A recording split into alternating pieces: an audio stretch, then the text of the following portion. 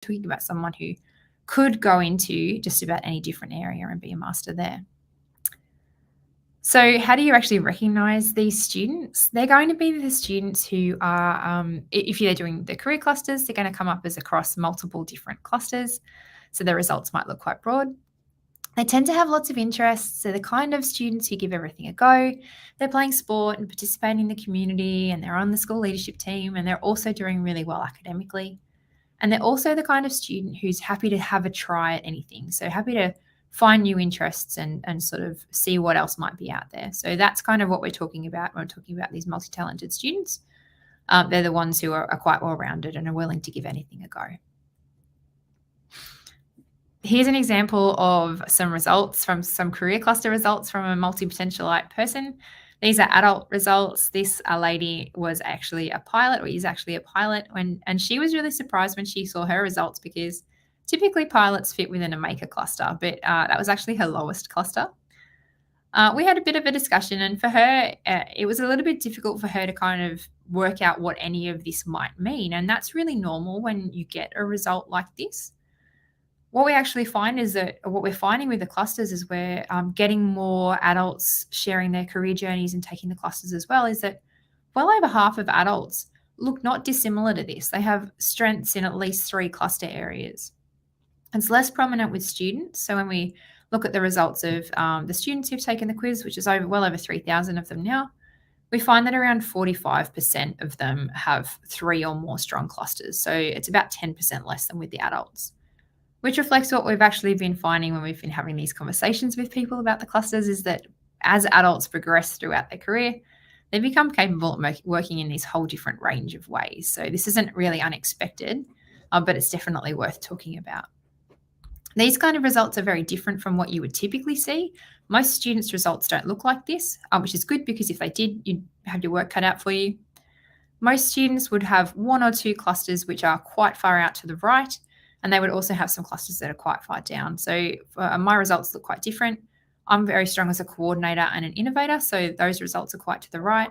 I'm definitely not a maker. I've only got 1 little tiny bar on a maker, and I'm also not really a linker and a guardian. So it's easier for me to sort of spot where I'm strong when I look at my results than it would be for someone with these kind of results.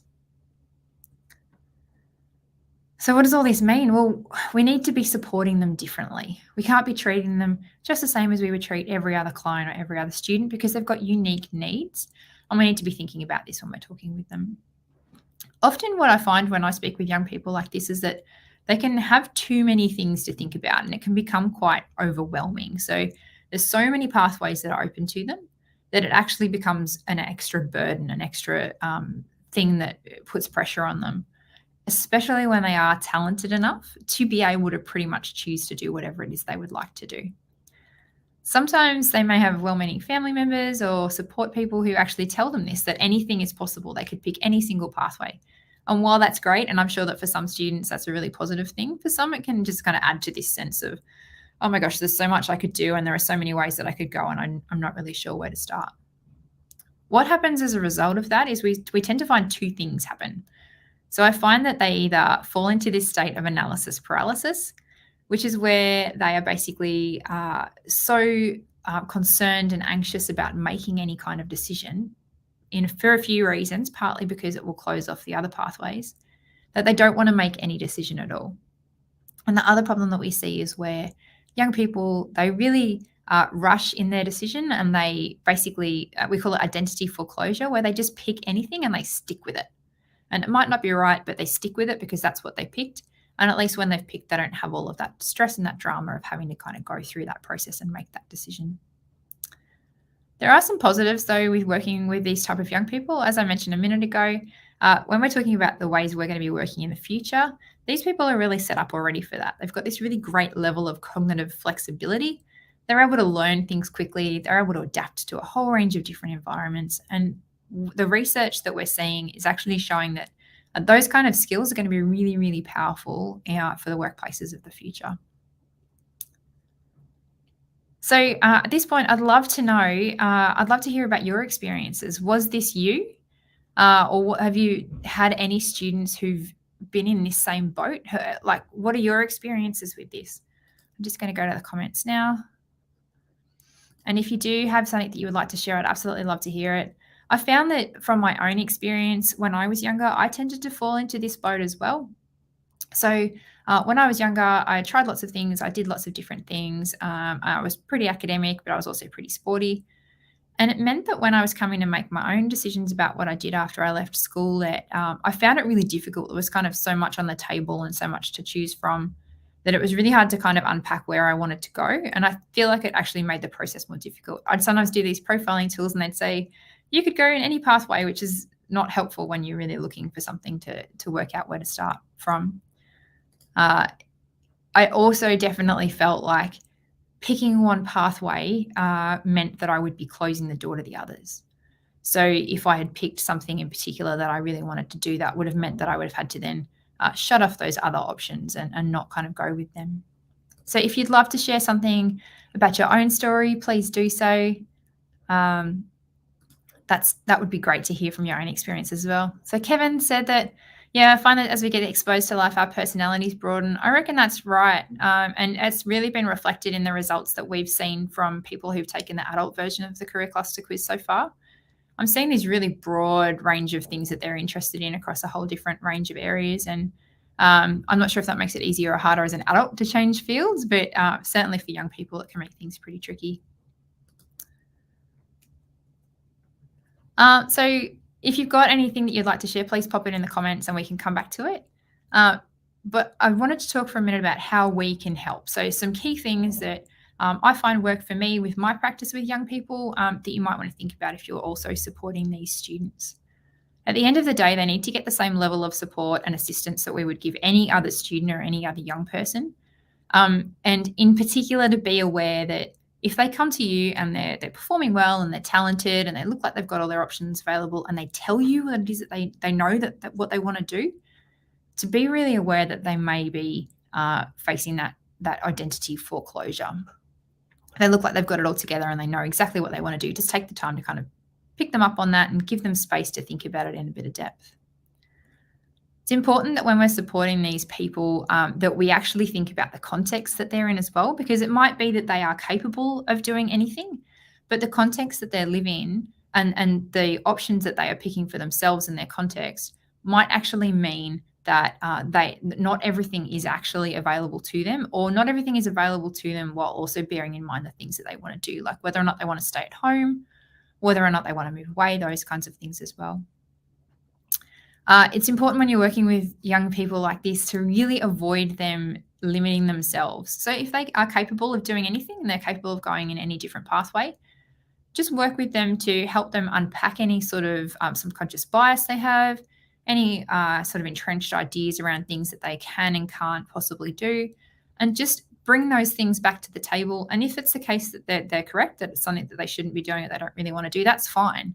But at least you've had the opportunity to explore that.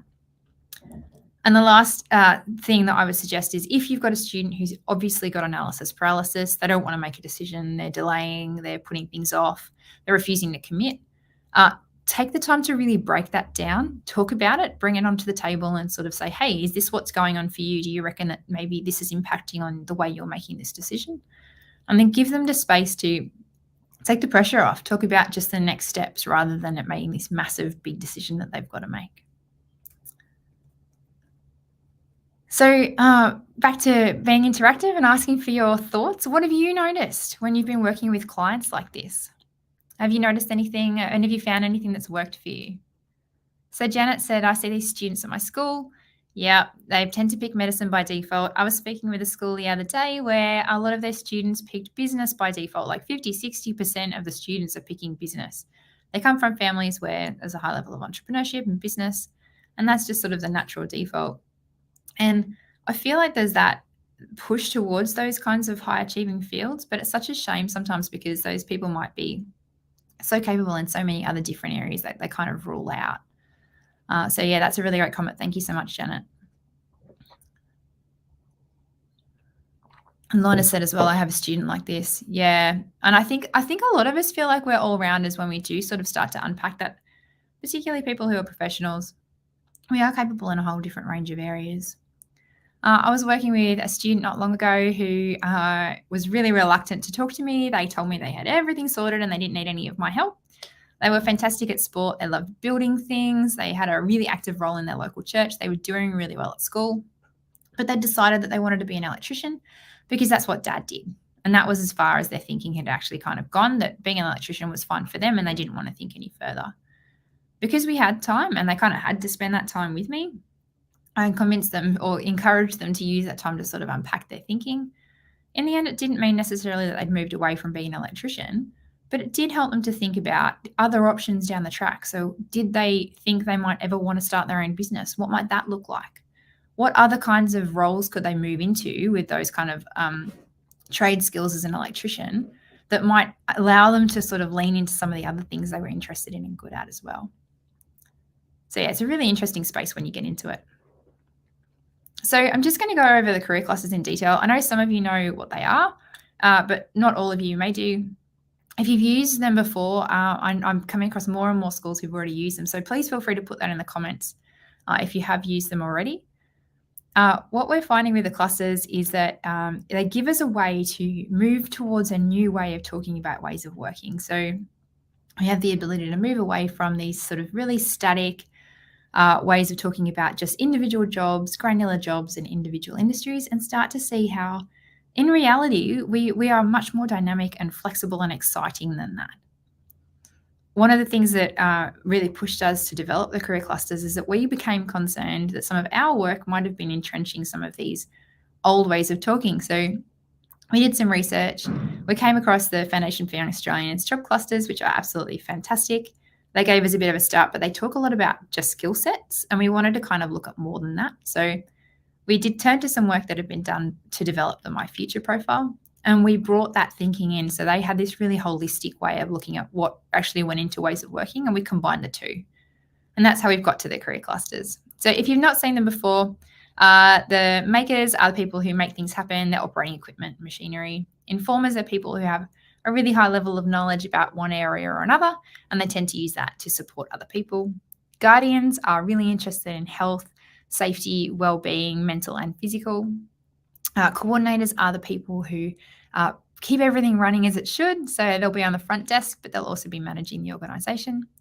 Linkers are people who bring us together with the products, the services, or the support that we need. And innovators are the designers and the engineers, and they're helping us find innovative solutions to problems. So that's the 6 clusters.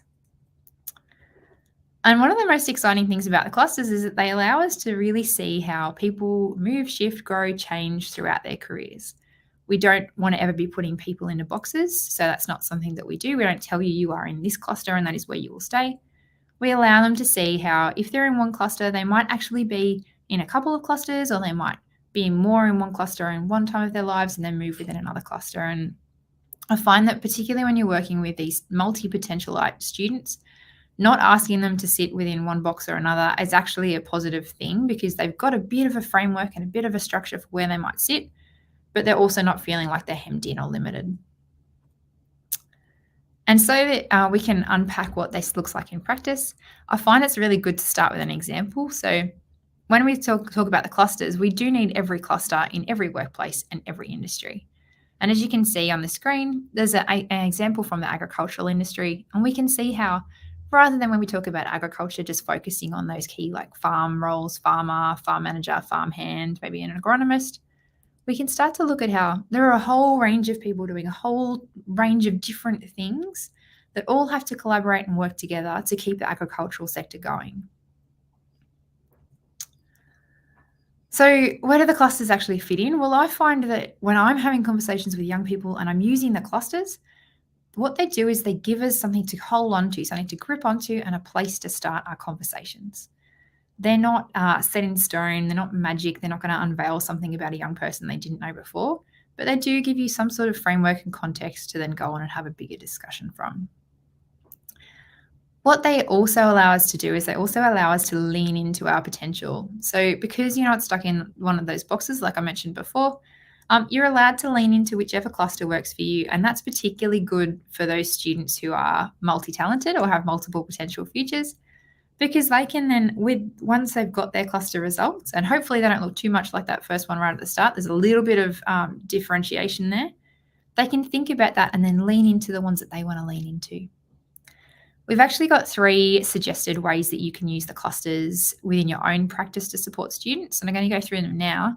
But it's important to note that we're really at the start with the career clusters. The ways that we're seeing them be used in schools and in one-on-one sessions with clients and with students is just so fantastic. So I'm sure that the suggestions that I'm going to make for you, you'll be able to take them and make them your own. There is absolutely no requirement to follow them step by step. And we're also really excited to see how other people use the clusters with multi-potential students in this way.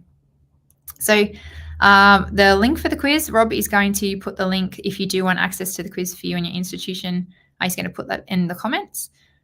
You can apply for verification. It doesn't cost anything as long as you're an educational institution. It just means that we can connect your students with you and that we know that everybody's in the right place.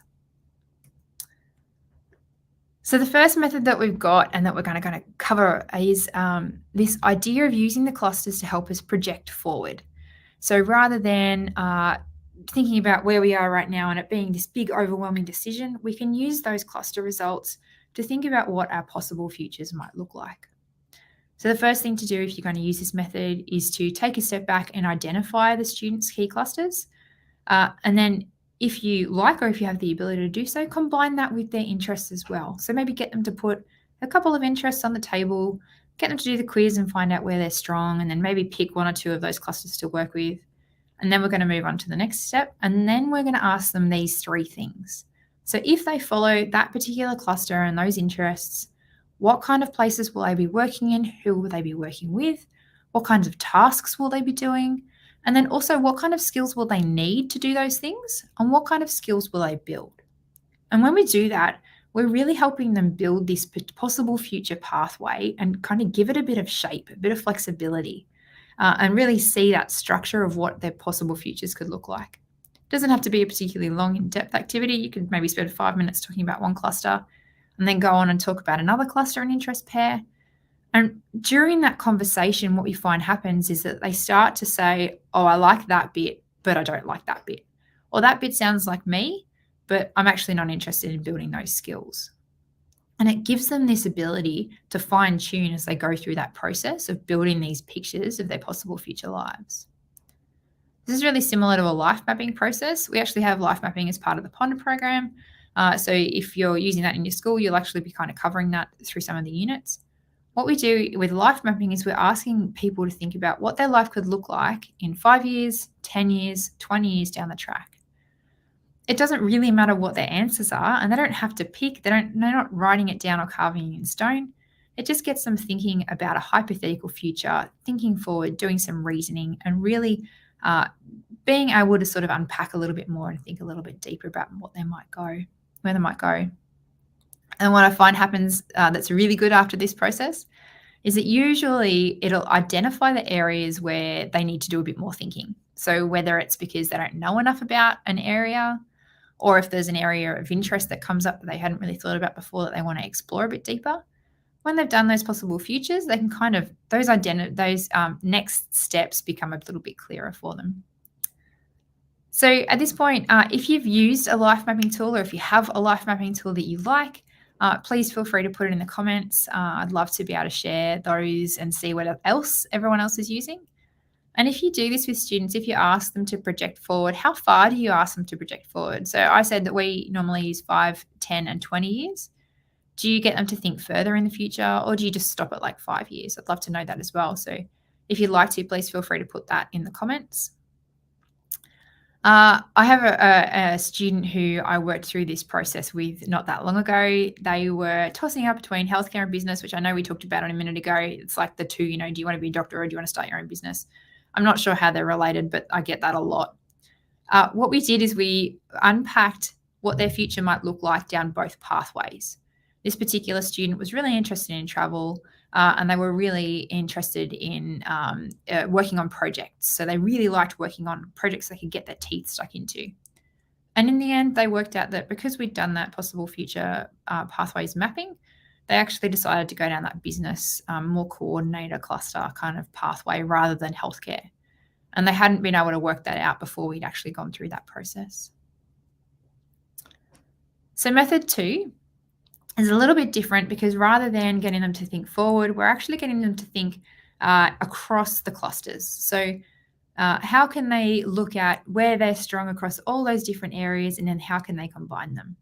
And it's not asking them to just kind of like mush 4 together. You're actually saying to them, okay, cool, which bits do you like out of each cluster? What drew you to that cluster, or what is it that you like there? And then how can we combine that with the other elements?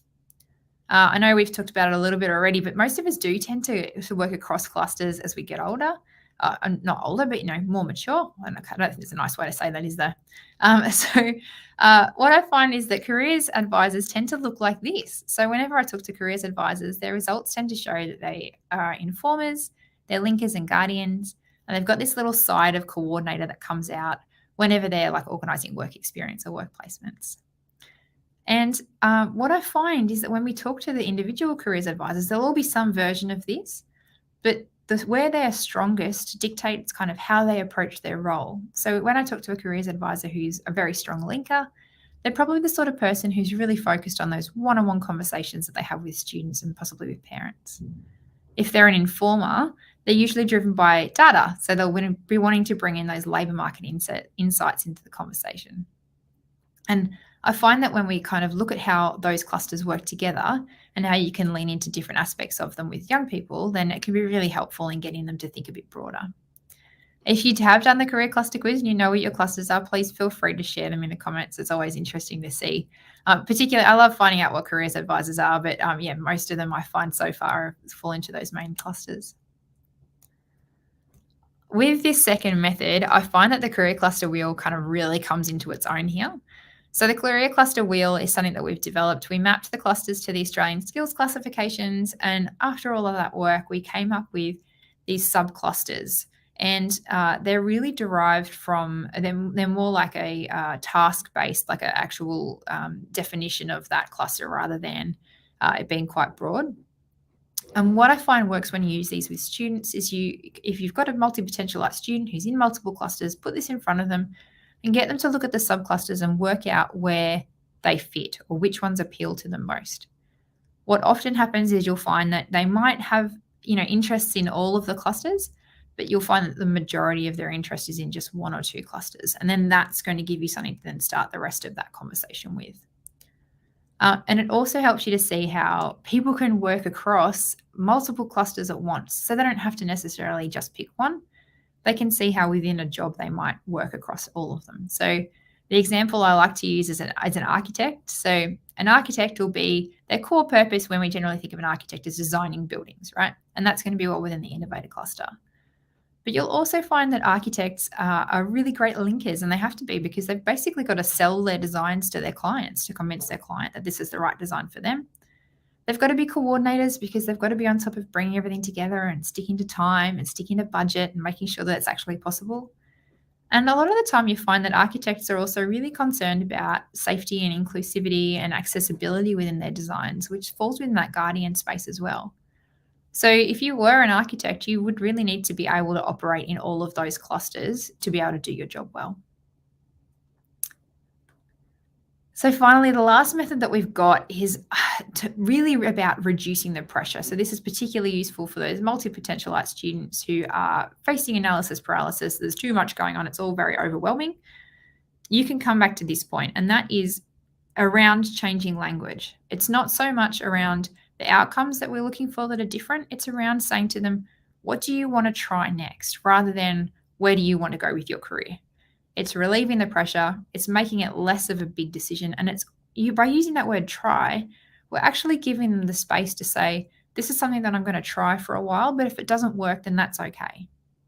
When we're doing this, it's really important that you ask them to think about their options, and then you pick what they're going to try first, and then focus on how the skills and the experience that they're going to build in that particular pathway could be used in other pathways, because that sort of makes them feel like they have the ability to see how the skills they're building there are setting them up for careers in a whole range of different areas, and they're not locking them in. It relieves that pressure, and it lets them see that it's okay if they try that career for a few years and it's not for them, that they'll be able to then go and move on to something else.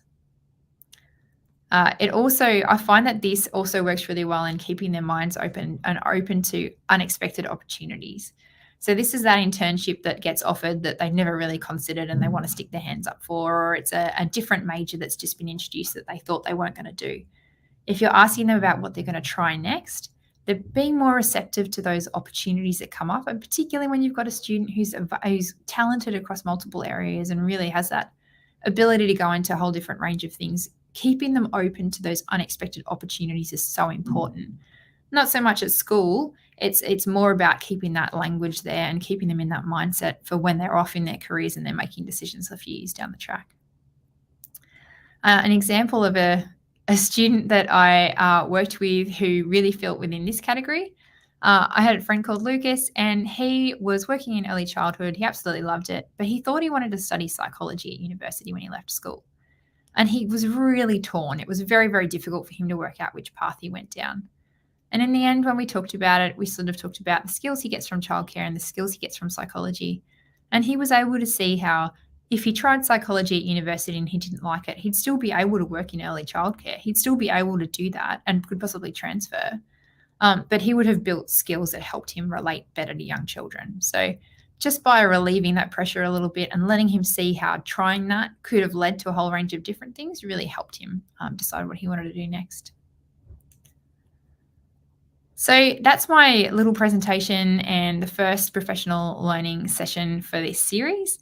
I hope that you've found it useful. I really like this idea from this quote of being the master of many. I like this idea that we can work towards being a master of many things rather than having to decide what we are and we aren't going to be. So thank you so much for your time and for your attention. There's a little bit of time left. If anybody has any questions, we can unpack some of the things that we talked about as well. Oh, wow, lots of comments. I'm just having a look through now. Does anybody have anything they would like to say? Any questions they'd like to ask? Pop them in the chat because we can certainly address them, go over things one at a time. I know Deb said, yep, students only know what they're exposed to. Yes, exactly. So there's some education to be done, engaging with parents to bring them on the journey. And I think that's really true, particularly when you've got these multi-talented students. And when people, when I was saying earlier, people are saying to them, you could be anything that you want to be. What they actually mean is, you're clever enough to be this really exciting thing that I value highly. So why don't you go and do that? And bringing parents into the conversation and explaining to them that, there are lots of different ways to look at the future and lots of different pathways that your young person can go down. It really needs to be part of what we do, because if we're not bringing them into the conversation, then you're sort of leaving the young person to deal with that by themselves. No, that's okay. Thank you so much to everyone for coming. I'm so glad that you found it useful. And if anybody does want to register for the career classes and you haven't done so, please feel free to do so using that link. We'll set you up and we'll get everything running. But thank you so much for your time. Bye, everyone.